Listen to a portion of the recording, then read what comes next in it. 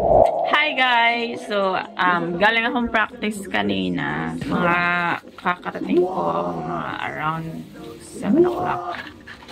And, I received this. I bought it from Amazon na naman. So, meron akong planong gagawin dito. So, bubuin ko pa yung isang costume namin for our dance soon. So, maggagawa akong sample. So, kasi itong type of dance na ito is parang more on Maharlika Dato thing. So, dapat sparkly tayo. So, gagawa ako ng parang crown siya. So, lalagyan natin ito ng mga bedazzled. Tada! And I have some few gems there. Para ilagay natin dyan. So, diba? Para kikinang-kinang pag sumasayaw kami. So, of course, gusto ko yung dance namin na colorful.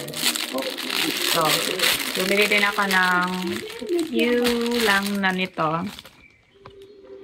Mga cloth, organza type. Kasi gusto ko yung colorful kami.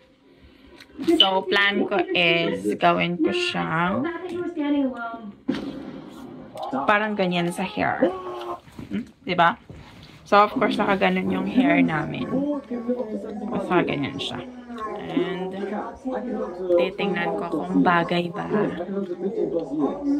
And, of course, with our big pamaypay. Tada! Wow! O, diba? Or level up ang ating performance, mga te! So, gagawa akong sample soon. Gagawin ko muna yung damit muna. Tapos, try ko susutin kung magaya ko yung gusto kong gayahin.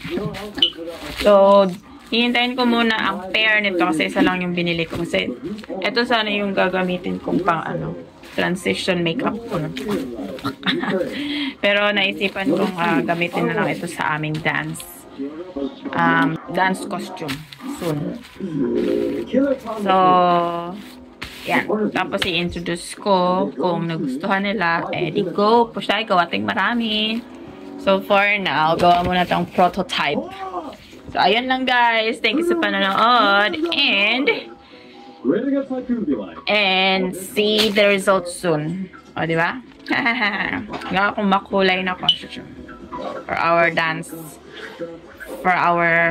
Dance sa susunod. So, hindi pa kami sasayaw nito. Introduce to yung sayaw, tapos we'll find a song na babagay siya sa costume. Or, kung yung magaya ko, yun na yung gagayahin. That's it. Thanks so much for watching. Bye!